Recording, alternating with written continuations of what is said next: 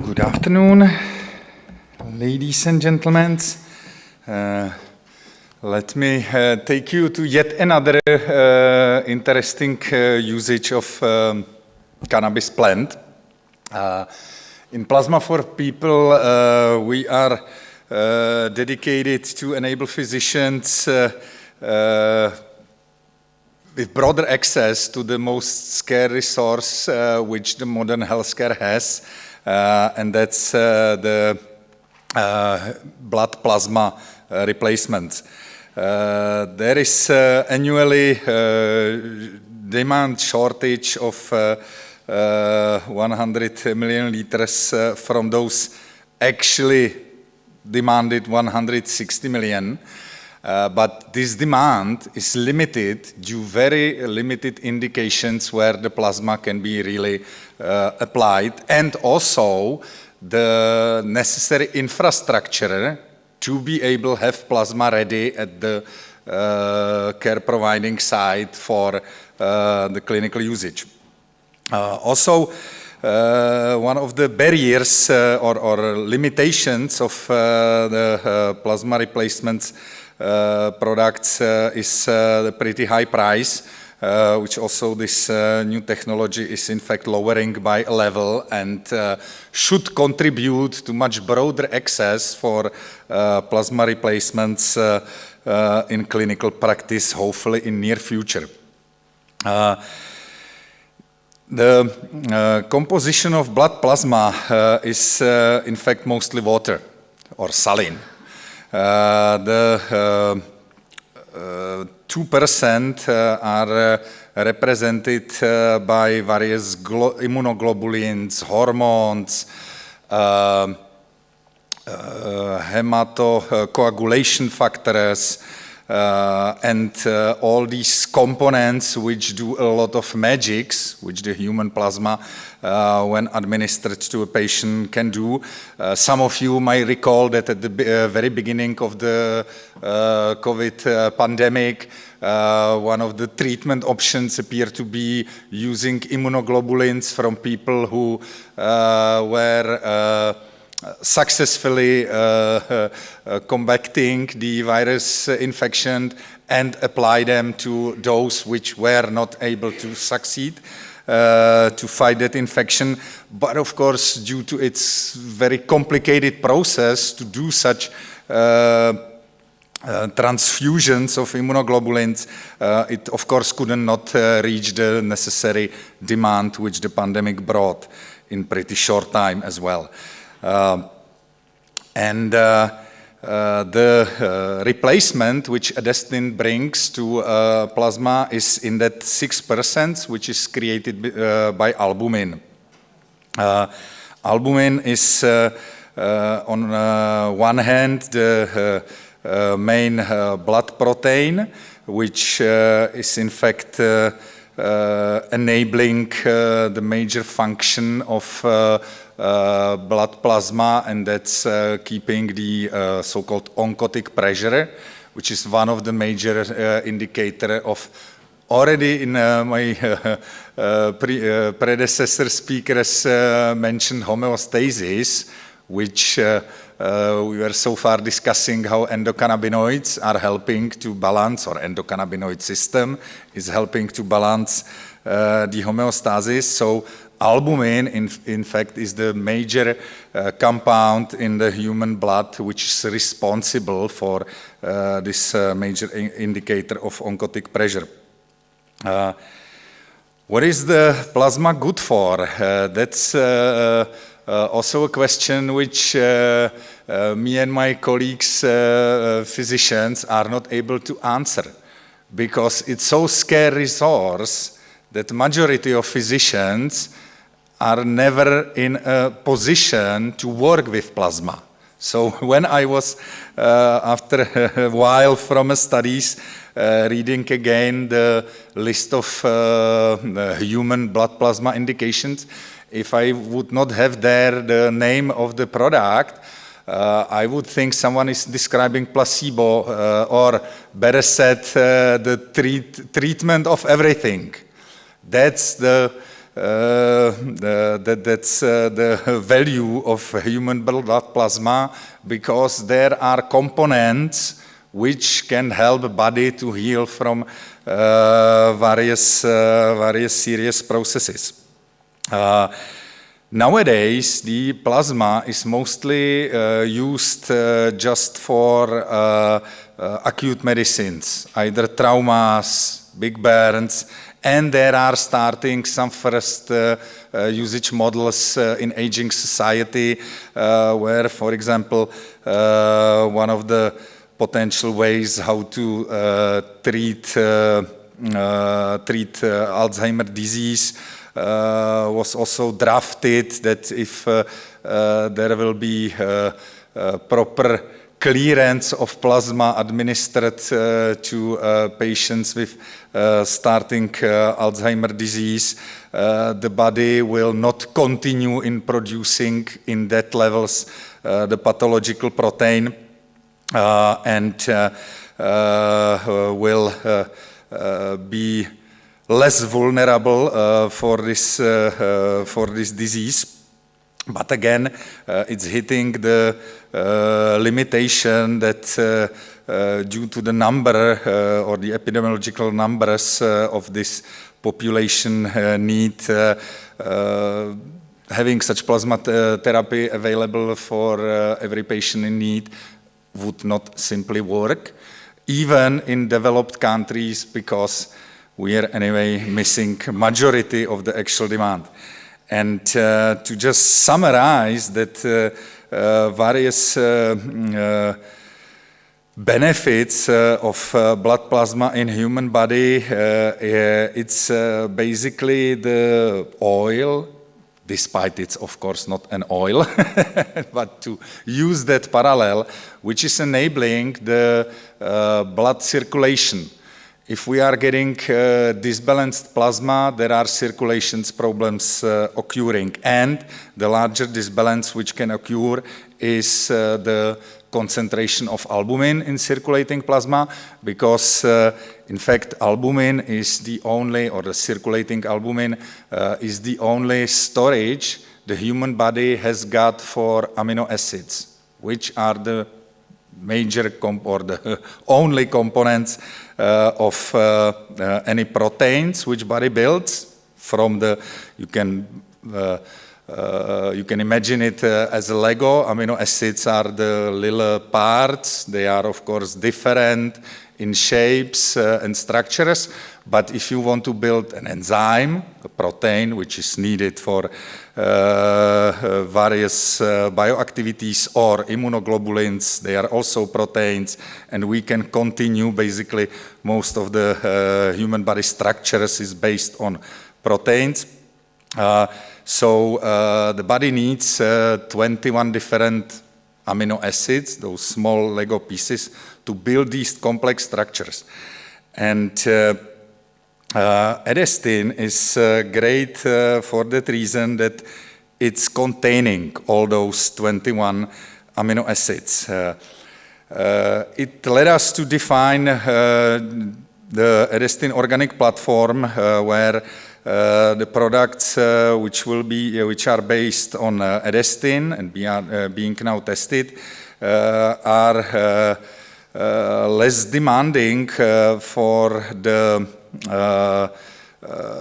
storaging, for the administration, but they are also less vulnerable for the contamination, because on contrary to human blood plasma, which has to be controlled if the donor was not, for example, having prion diseases. There was 2 decades ago major public health outbreak where the Creutzfeldt-Jakob disease, so-called mad cow's disease, were spread between humans which were receiving contamined plasma transfusions.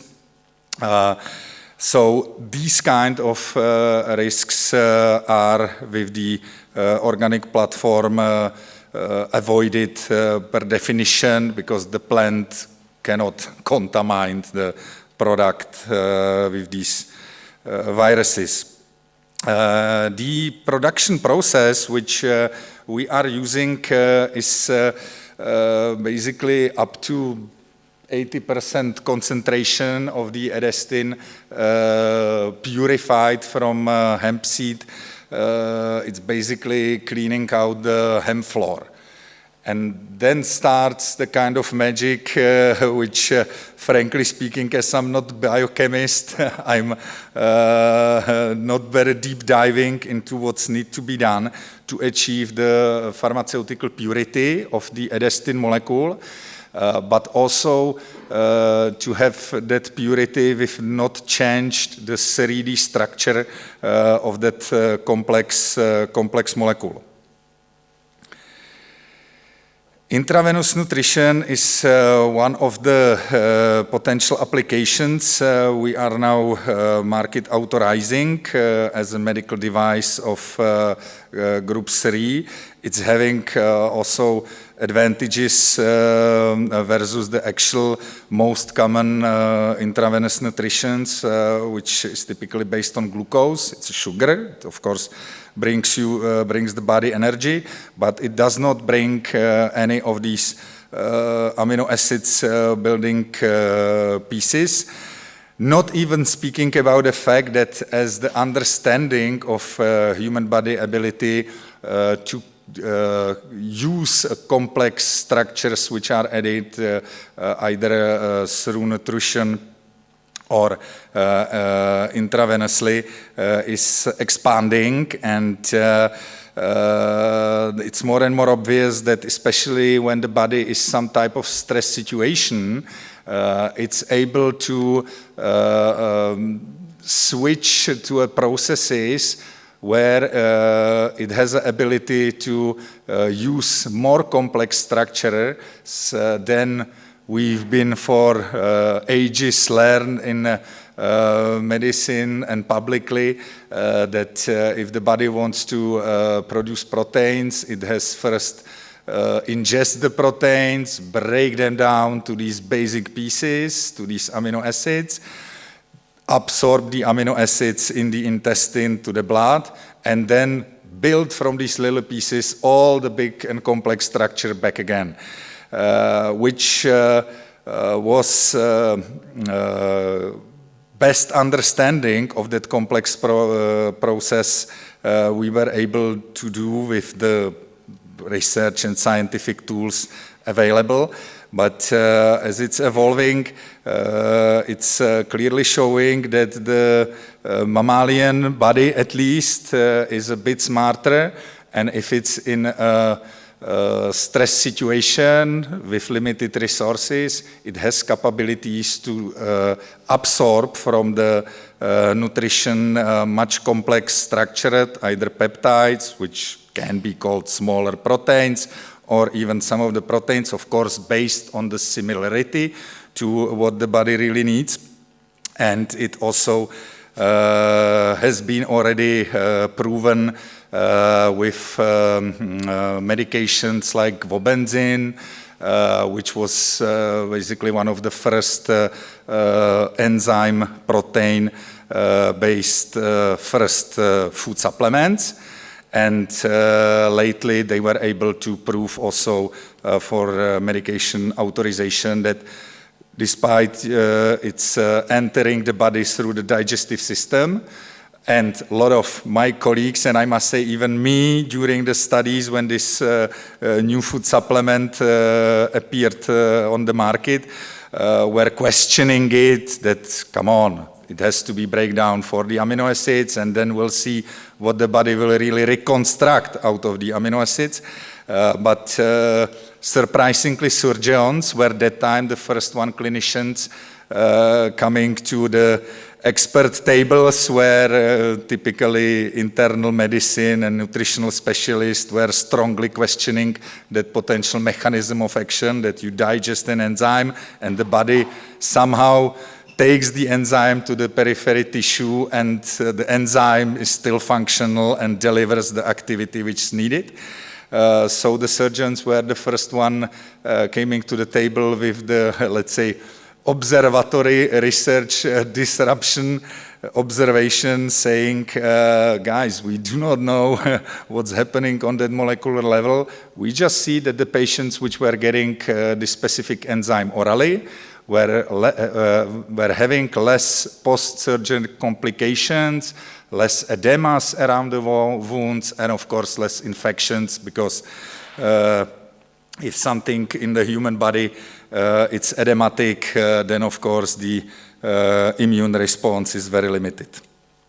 The second usage which the Edestin brings to the practice is plasma expanders, which has been up to now saturated by starchy plasma expanders. Starches are complex sugars. They are, of course, also having multiple limitations, which appeared after a while of their clinical usage, especially with elderly patients, that they are increasing the sugar burden on kidneys. So, of course, people who already had some pre-existing renal issues were quickly decompensating when these plasma expanders were used for them, and also because it's sugars, it interfere in multiple ways with the glycemia. So in diabetic or pre-diabetic patients, that was also related to multiple complications. Again, Edestin, as the expander, is not having any of these risks as the intravenously applied sugars are posing. And on top of that, because it's a protein 6 times more bigger than albumin, it also brings the opportunity to use it as the oncotic pressure balancer in situation where already even the human albumin applied will not help, which are the situation of so-called extended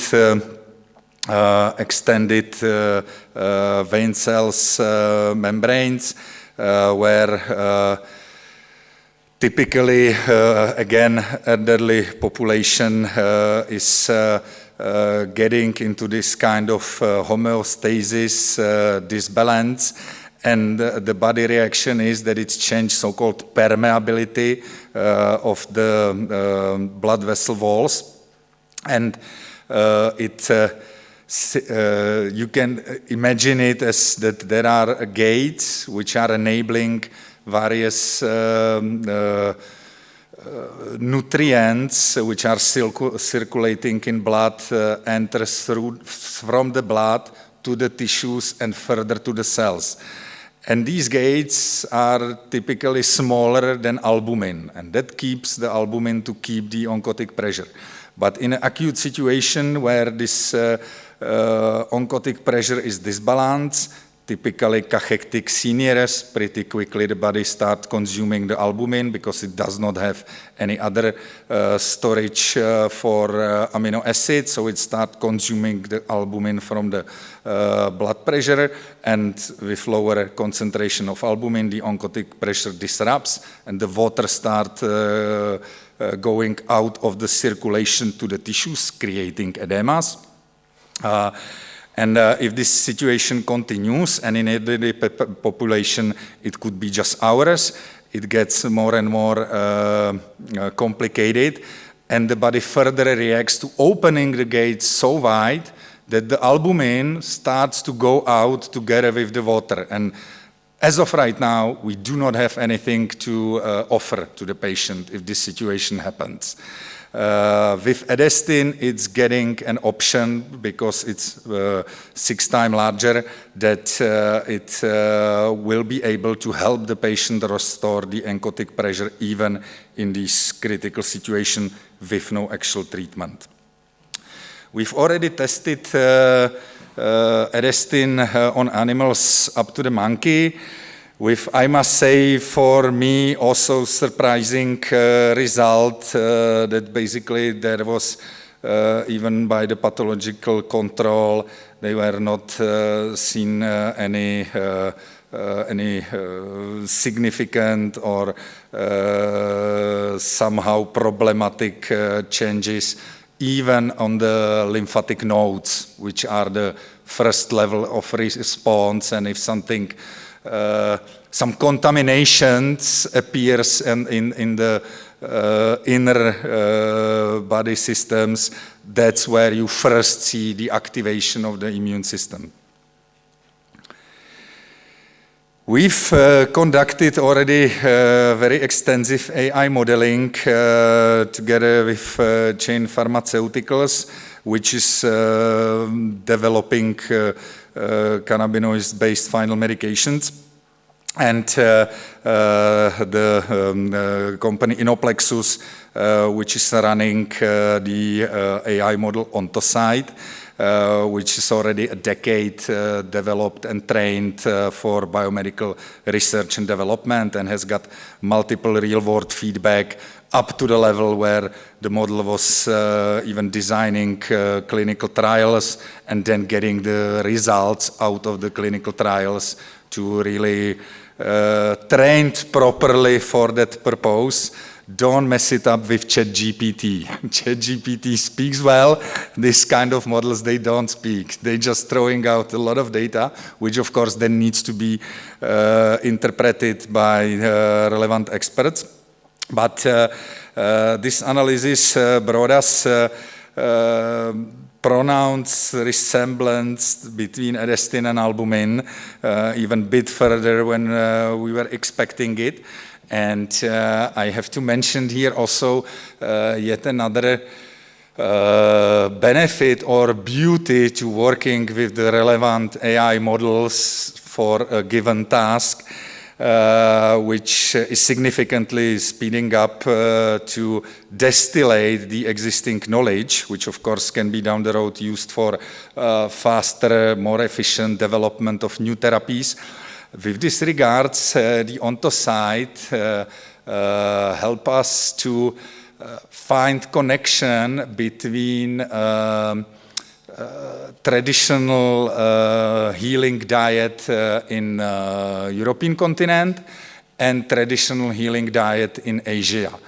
And yes, it's the edestin, which in 1914, a UK physician who was studying the traditional Asian Ayurveda, Chinese medicine, I mean really the traditional Chinese medicine, not the system which Mao brought up to cover the lack of normal medications in China during his governance. He did not that time in his publication, which was published in Oxford Journal, he didn't yet name the edestin as edestin. He just wrote there the chemical name with the various CO something, all the very complex descriptions. And the engine was able to bring this publication up because there were also described the characteristics of that protein.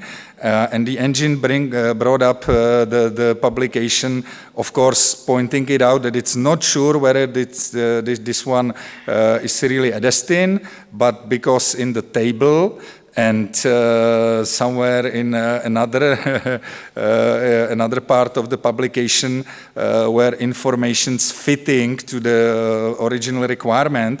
So it distillate this study also from the available pool of information.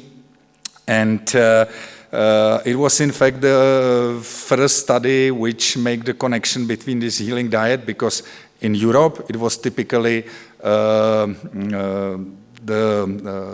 mixture of hemp seeds served on temperature room, not boiled, which was given to anybody who had some health issue, and then they were applying the various other that time used care model. And in the Asian medicine, in fact, the same reason was that they apply their macerates from rice or soya to get the body's source of protein or amino acids. And edestin is a bit more concentrated in hemp seeds, where it goes up to 40–50%, than in rice or soya, where it's about 10. But already in 1914, there were first knowledge naming that this very molecule is the one which plays the crucial role in these healing diets. And when we use the engine further, it showed clearly that despite edestin is larger molecules, there's a lot of similarities how the 3D structure, which in fact defines also the ability of the molecule to provide various bioactivities, is very similar between edestin and albumin.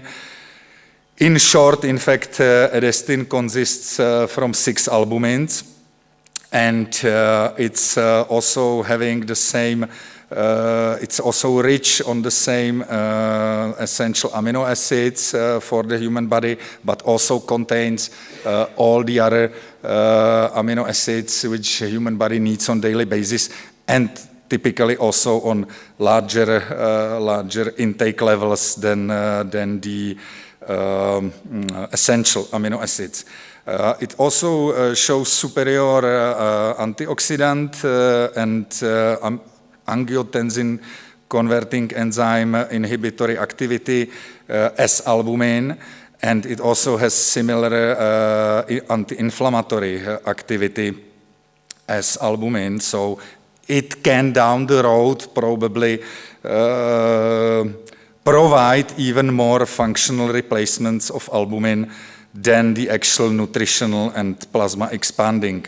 Very important indications or characteristic is the antigenicity that defines how much the molecule will trigger the response of the body immune system. With this regards, the percentage of surface is more or less similar, considering that in fact the edestin is 6 times larger, so there could be 6 times more binding antibodies. Also, it's important to note that on the albumin, they are not accessible. On edestin, they are. That was, of course, causing some safety questions before we ran that first animal tests, which were showing that in fact the body was not identifying the molecule as contamination or some threat which needs to trigger immune response. Thanks to that extensive analysis assisted by Ontocyte, we were able to cover 3 of the required preclinical tests just by existing knowledge about the molecule, because edestin is in fact part of the traditional diet, and it's already pretty well known. So sensibilization, irritability, and genotoxicity, we were able to get enough information so we don't need to run the tests. We are now starting the cytotoxicity, pyrogenity, both acute and subacute toxicities, and of course hematocompatibility. And on top of the requirements of the market authorization, we are also testing dermatotoxicity for topical application of edestin, because it seems it can be also interesting nutrition, for example, to treat chronic wounds where the cells recovering the skin coverage are of course suffering in the chronic cells because the supply of the nutrients through the blood system to the higher levels of the skin is limited, also due to the permanent edema in the bottom of the chronic wound or decubit. And now enough about the potential intravenous use, which we hopefully be able to get within a year and a half to get approved, so-called first in man trial after we complete all the preclinical tests. Because we are in parallel having already on the market nutritional supplement based on purified edestin up to 80%, and we just want to keep it as the remembering of its traditional nutritional value, which is so high that in 1950s, before the anti-tuberculotic treatment and lately vaccination against TBC, were successfully tested as a treatment for child tuberculosis. I'm keeping the original text. Hopefully it translates from the old Czech into kind of old-sounding English, because that's what the physicians that time already understand how beneficial the edestin is as a nutrition, and they build their hypothesis to treat tuberculosis, which then were successfully proven on the fact that when we keep the kids just, basically overdosing edestin, of course it's protein, you cannot overdose.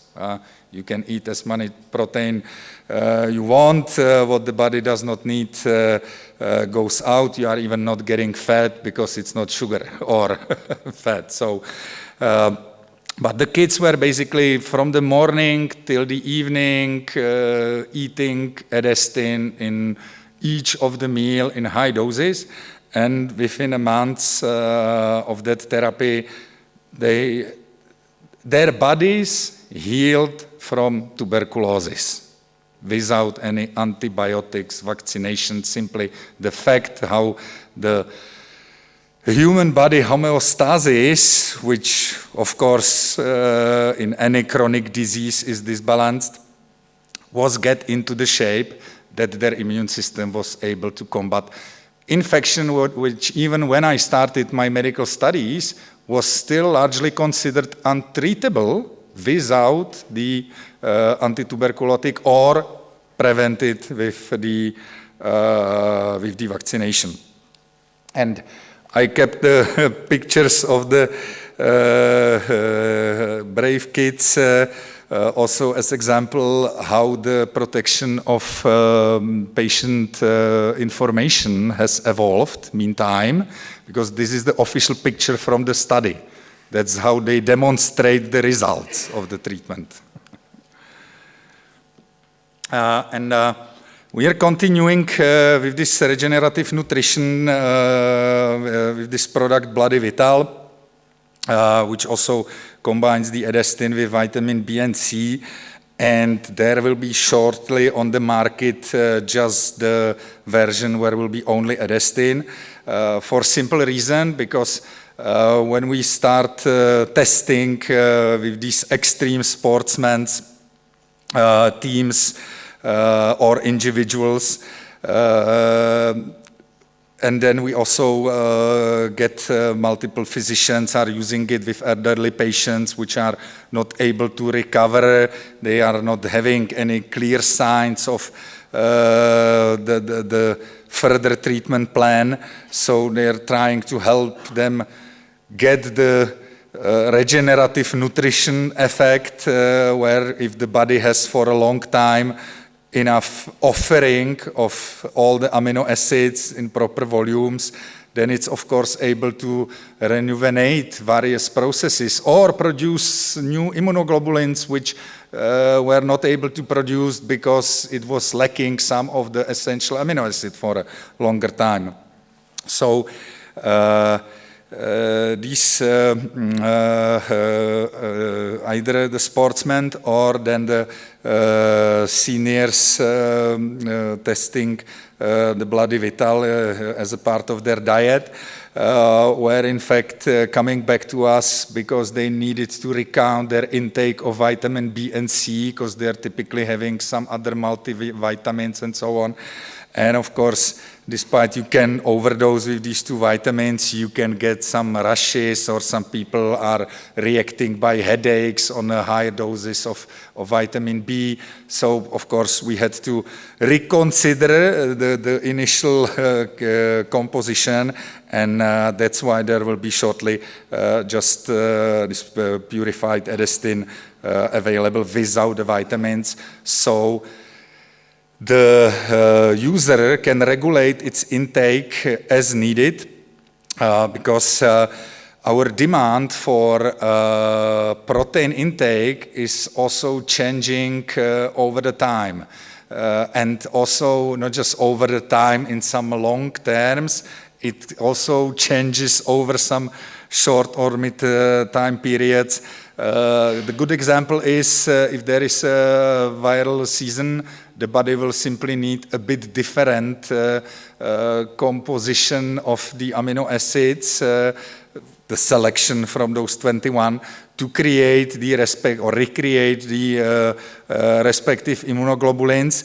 And if it is not having in the proper time, then of course it's more vulnerable for infection. But also, if the stress then starts, then the body needs much higher intake of those amino acids, and that's exactly how multiple of these extreme sportsmen already have tested that they're, for example, combining regular intake, having 2 pills in the morning, 2 pills before they go sleep, ideally on an empty stomach. So the edestin gets unchanged into the intestine because it's protected by the gelatin capsule to start the metabolism in intestine and not in the mouth where the protein metabolism otherwise starts. And when they get some more extreme either training or competition, they simply increase the dose, sometimes by 1 level, that they start using, instead of 2, they use 20. And they have confirmed that